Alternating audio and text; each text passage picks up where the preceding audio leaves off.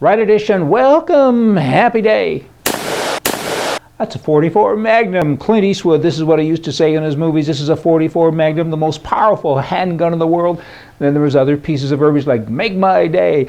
Did you know that many other big-name stars turned down the role of Dirty Harry? It was a great franchise, made zillions of dollars and watched by tens and tens of millions of humanoids. And Frank Sinatra, John Wayne, Steve McQueen, and many, many other Hollywood stars said, hey, I don't like that role, and I don't want to play it because I'll be typecast. And Clint Eastwood came along finally and said, I want to be typecast. Good for him.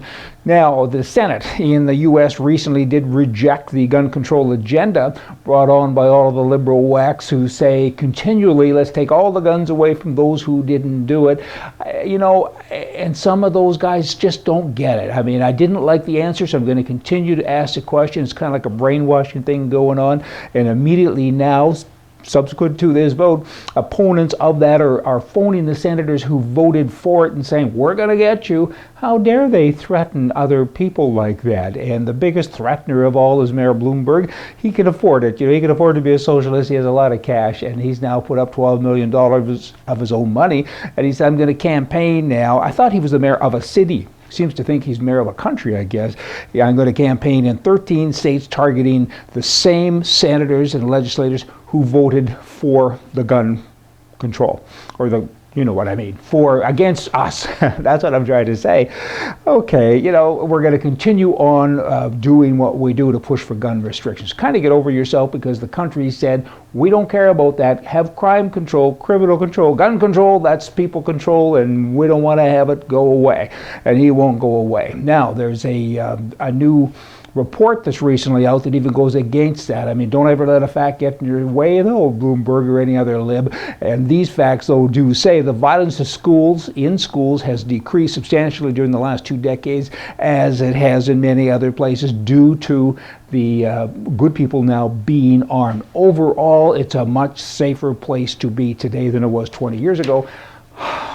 Again, moment of silence there, because there's a fact that will get in the way of the liberal agenda thinking, because they ain't too bright. There's a bunch of things that aren't connected. They need to get wired, those boys. Gun control has proven over and over and over again that by making it harder for law-abiding citizens to buy guns, it does not have an effect on crime in any way, shape, or form. Making it easier does have an effect on crime, because there is less, activity from the good guys, right? If the good guys don't have guns, the bad guys say, hey, my work environment is better now.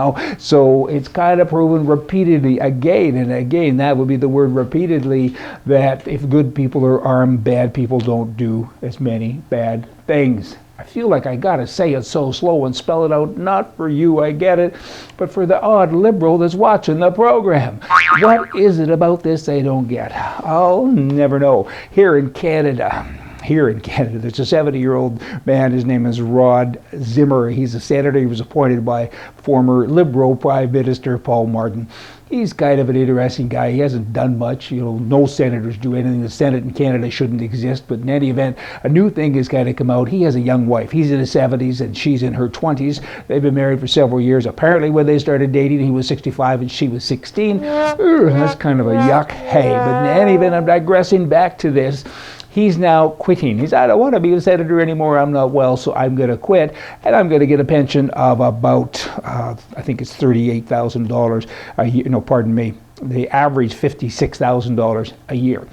When he dies, here's the rub. The surviving spouse of a senator continues to be pensionized as it is for the rest of their life.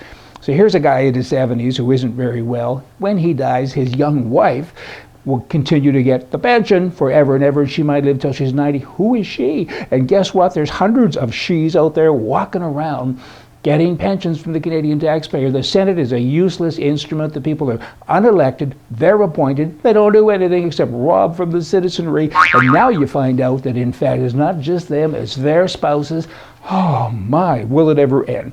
I got an email yesterday on my Canadian email from the Canadian government in power, the Conservative Party, and they say this, Brian, hey, that's me.